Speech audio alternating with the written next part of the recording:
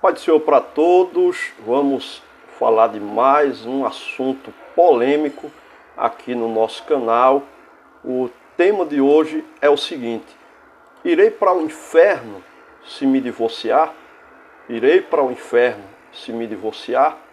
O divórcio é um assunto muito polêmico no meio religioso, mais especificamente no meio evangélico e ainda mais no meio de igrejas pentecostais, entre elas a igreja mais antiga no meio pentecostal, que é a Assembleia de Deus, que tem mais de 100 anos no Brasil. Então essa questão do divórcio tem sido um paradoxo no meio das igrejas e existem muitas afirmações por parte dos evangélicos a respeito de que se vai para o inferno por causa de uma atitude ou não vai por não fazê-la. Então, é esse o tema que nós vamos tratar agora. Irei para o inferno se me divorciar? Em primeiro lugar, eu quero ler um texto da palavra de Deus no livro dos Salmos, no capítulo 9 e no versículo de número 17, que diz assim: os ímpios serão lançados no inferno e todas as nações que se esquecem de Deus. Os ímpios serão lançados no inferno e todas as nações que se esquecem de Deus.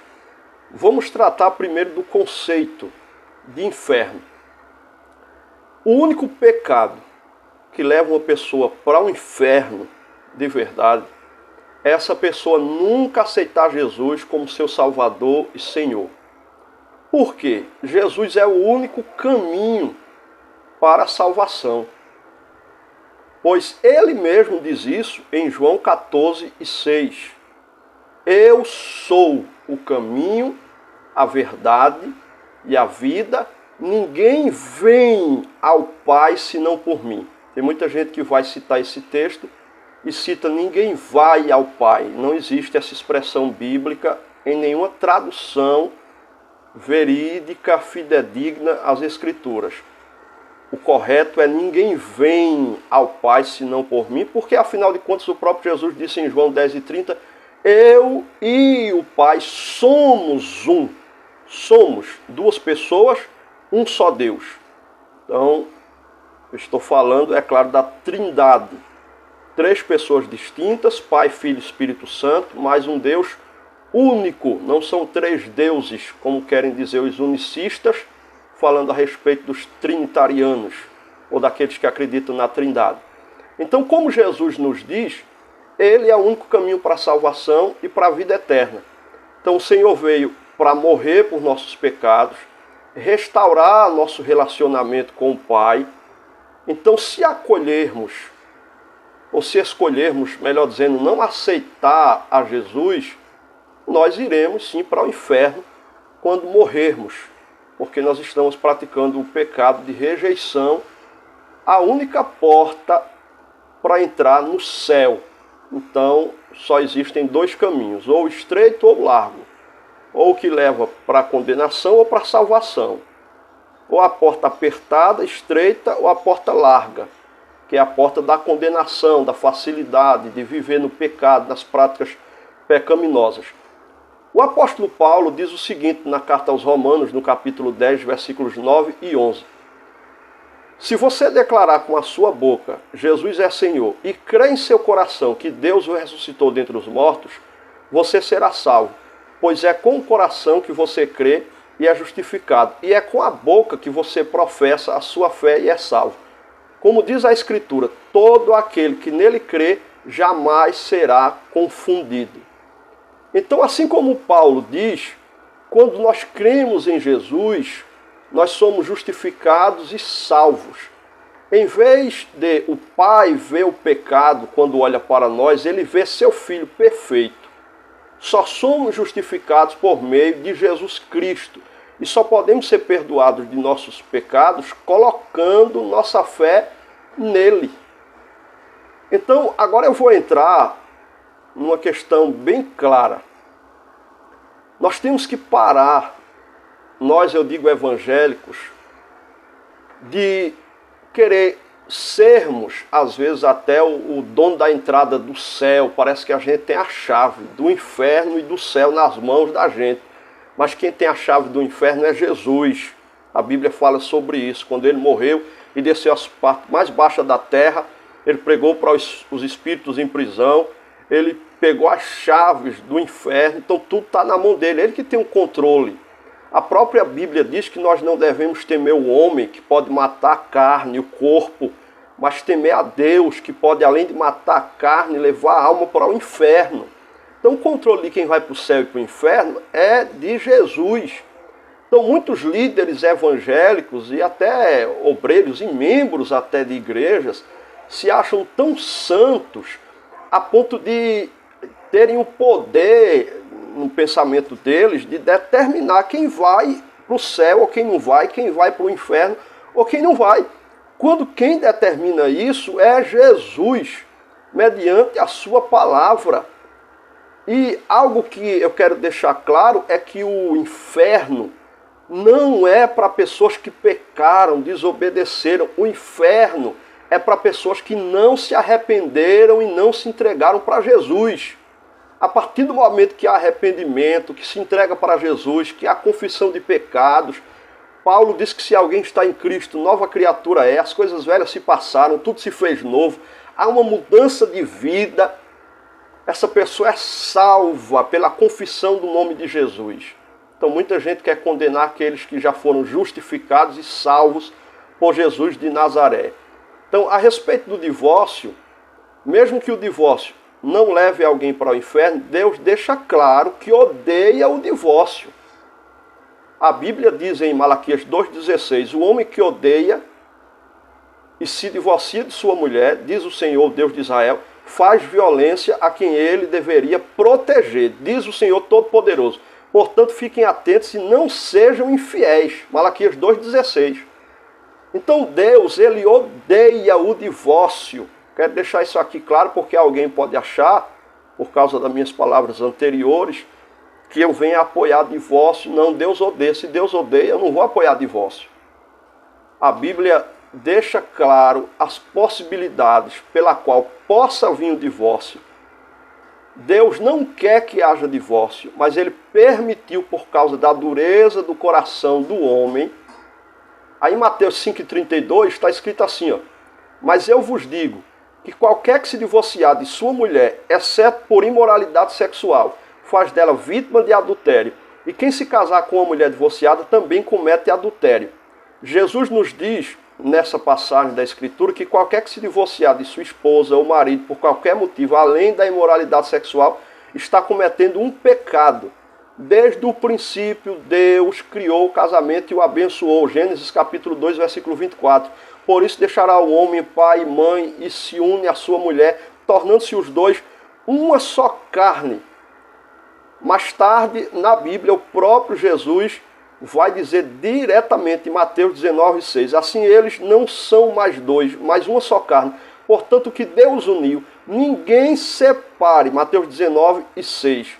Isso significa que Deus não quer que casais se divorciem. Quando um homem e uma mulher se casam, é um convênio sagrado perante Deus. O propósito do casamento é espelhar o relacionamento entre Cristo e a igreja. Assim como Cristo cuida da igreja, o marido precisa cuidar da esposa. Paulo nos conta uma verdade profunda na passagem de Efésios capítulo 5, versículos do 25 ao 28. Os maridos devem cuidar de suas esposas e amá-las como a seus próprios corpos. As esposas também precisam respeitar os seus maridos e amá-los. Efésios 5, 22 ao 24. Em um relacionamento matrimonial, o marido e a esposa precisam refletir Cristo por meio de sua união. O casamento não é simplesmente uma questão de conveniência, mas sim de verdadeira dedicação genuína um ao outro. Então tem gente que casa por conveniência, não quer mais ficar na casa dos pais, não, eu vou casar para sair de casa. Só por isso. Eu não quero ficar sozinho ou sozinha, eu vou casar. Não, eu vou casar por causa da questão da sexualidade, a questão hormonal, eu tenho que realizar sexo, então eu não posso ficar pecando porque eu sirvo a Deus, então eu vou casar.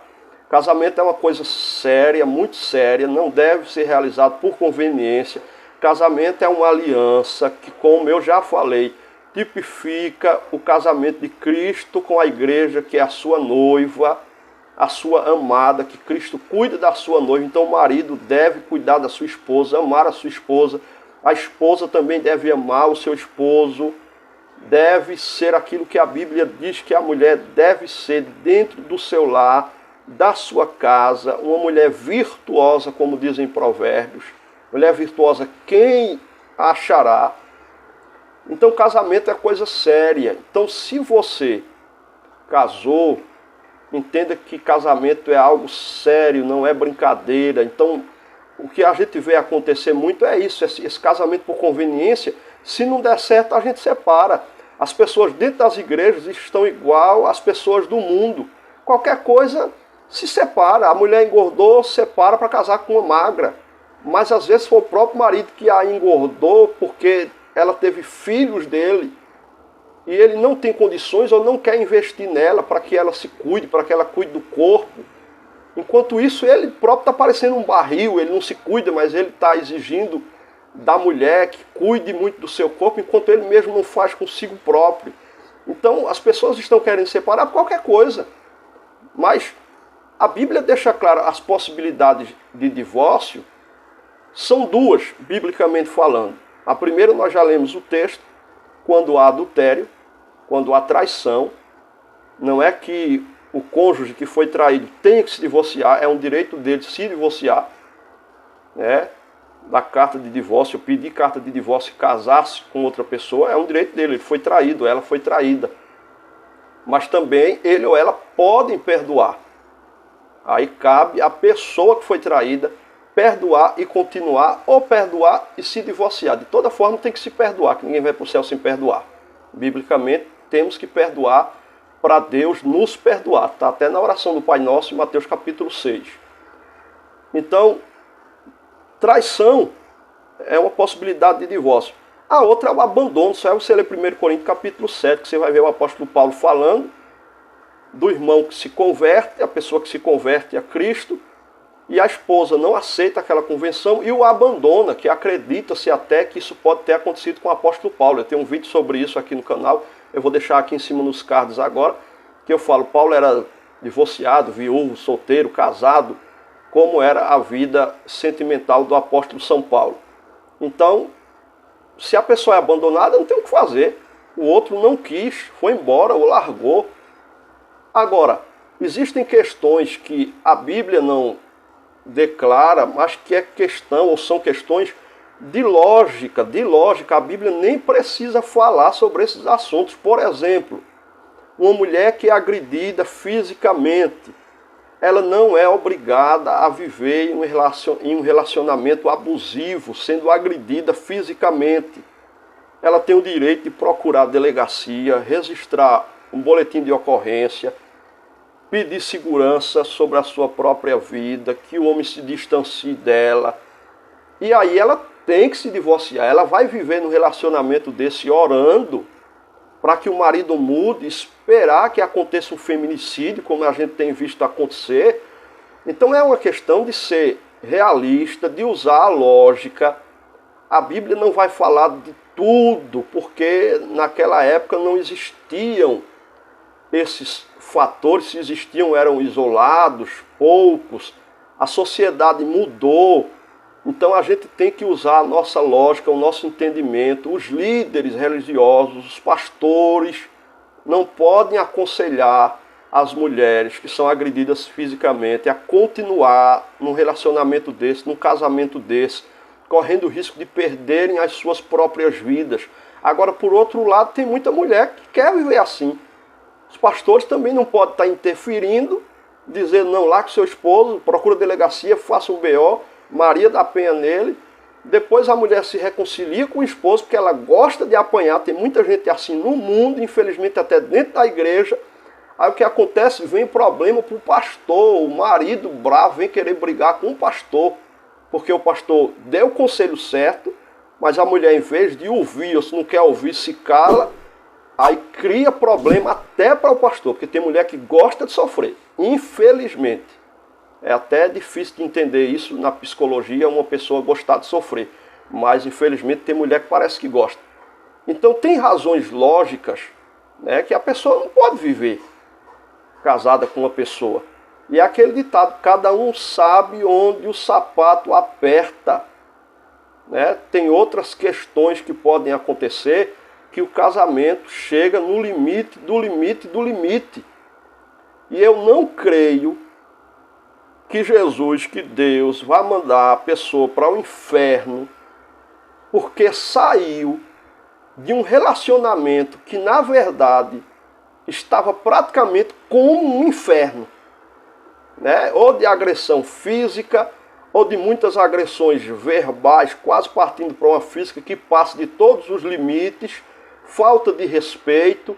Então, é claro, se não for agressão física, se não for traição, se não for abandono, a pessoa tem que procurar ajuda, ela tem que tentar resolver com seu cônjuge. Se não tem jeito, se é evangélico, procura um pastor, um homem de Deus, de verdade, casado, que possa aconselhar, ajudar no casamento. O que não pode é banalizar o divórcio como estão fazendo. Qualquer coisa se separa. Agora também não pode se viver dentro de um inferno no relacionamento. Tem igrejas, até aqui em Pernambuco, que o camarada, se ele for presbítero, evangelista ou pastor, e ele for traído pela esposa, se ele separar, ele perde o cargo. Então tem muitos, a gente sabe disso por aí, que estão sendo traídos, sabendo, vivendo um casamento de fachada, para segurar o cargo de presbítero, evangelista ou de pastor. E às vezes até porque a igreja salaria ele, dirige uma congregação, ele fica sendo traído, um casamento de mentira por causa do salário. Já perdeu há muito tempo o casamento, o chamado de Deus na vida dele, mas está segurando por causa de um salário. Então isso é que não deveria acontecer. Isso é culpa de quem? Dos líderes que forçam as pessoas a viver uma religiosidade que não tem nada a ver com a Bíblia. Ninguém é obrigado a viver em um relacionamento que prejudica a sua vida espiritual, psicológica, que só traz mal para si. O casamento é uma sociedade onde um tem que fazer bem ao outro, onde o casal deve viver bem, se amando, fazendo a obra de Deus, servindo a Cristo. A casa, no meu ponto de vista, tem que ser um pedaço do céu, onde haja paz, tranquilidade, mas tem casas de casais, até evangélicos, que são mais parecidos com o inferno. Então, ou resolve essa questão, ou separa. A busca sempre deve ser por uma resolução, por um reconciliamento. Os pastores não podem estar aconselhando por qualquer coisa que haja divórcio, separação. Pastor, homem de Deus que lê a Bíblia, ajuda, aconselha sempre a restauração. Mas quando passa-se de todos os limites, tem que haver o divórcio sim, e não podemos estar condenando as pessoas ao inferno quando nós não temos esse poder de as condenar. Então, embora muitos círculos da cultura cristã, né, muitos religiosos, igualem, né, Cristo a ir para o inferno, igualem ir para o inferno, melhor dizendo, com o divórcio, isso não é bíblico. O divórcio não vai mandar ninguém para o inferno, assim como nenhum pecado vai mandar nenhuma pessoa para o inferno. O que vai mandar a pessoa para o inferno é a falta de arrependimento. Volto a dizer, sobre o casamento, nós precisamos ser íntegros, nós precisamos colocar a cabeça para funcionar e não pegarmos um texto isolado, pegá-lo ao pé da letra e aplicar uma rigidez na vida das pessoas, igual os escribas e os fariseus faziam, coisas que nem eles próprios suportariam. A gente quer que alguém suporte. Ah, não, meu casamento não dá mais certo, eu estou sendo agredida e tal. Não, aguenta, irmã. A gente já viu isso acontecer, até passar em canais de televisão, em programas policiais, escandalizando o evangelho, pastores aconselhando as mulheres a orar, a sustentar o casamento, mesmo sendo agredida fisicamente, até o feminicídio acontecer. Isso não é a vontade de Deus, nem aqui, nem em lugar nenhum. Então a resposta que eu tenho para essa pergunta, que é o tema do nosso vídeo, ir para o inferno, irei para o inferno se me divorciar? Não. Ainda mais dependendo da causa do divórcio. se pecarmos de forma séria, qualquer tipo de pecado, continuarmos no pecado sem arrependimento, nós corremos o risco de ir para o inferno. Agora, viver um casamento que constranja ambos, viver num casamento infeliz, sendo agredida, sendo traído, sendo traída, sendo abandonado, indo buscar, vai usar o texto do profeta Oséias, que casou com uma prostituta, que ela ia para o prostíbulo, ele ia atrás dela, trazia de volta, ia atrás, trazia de volta. Aí quer aplicar isso à vida cotidiana, como sendo uma doutrina. Aquilo foi algo específico para a vida do profeta Oséias, porque Deus queria trazer uma mensagem ao coração dele para ele passar para o povo de Israel. Aquilo não é doutrina, aquilo foi algo específico para o profeta Oséias. Deus não obriga ninguém a viver sendo traído. Deus não obriga ninguém a viver indo buscar uma pessoa que o abandonou. Se abandonou, foi embora, é um direito da pessoa. Você não é obrigado a ficar esperando essa pessoa, indo buscá-la sem ela querer vir. Foi embora, tchau. Você está livre. 1 Coríntios capítulo 7, só é ler que você vai ver isso. Então, a resposta, principalmente para fechar o assunto hoje, é: não vai para o inferno se divorciar. Não vai. Quem tem a chave do inferno é Jesus. Quem determina quem vai e quem não vai para o céu ou para o inferno é Jesus. Não são os fariseus religiosos dos dias atuais. Então não deixe a religiosidade, a santidade exagerada desses líderes religiosos afastar você de Jesus. Tem muita gente que não quer separar porque vive um casamento infeliz. Tem muita gente que vive fora da igreja porque acredita que está condenado ao inferno por causa de pregações como essas, de religiosos, de líderes que não vivem o mínimo daquilo que eles pregam, dessa santidade exagerada toda, que qualquer coisa que fizer vai tudo para o inferno. E ele está pecando, desobedecendo a Deus, sendo um mau líder e colocando sim as pessoas no inferno por causa dessas pregações antibíblicas. Então não vai para o inferno. Se estiver aos pés de Jesus, buscando a Ele, confessando a Ele, servindo a Ele, não vai para o inferno. Deus abençoe a tua vida em nome de Jesus.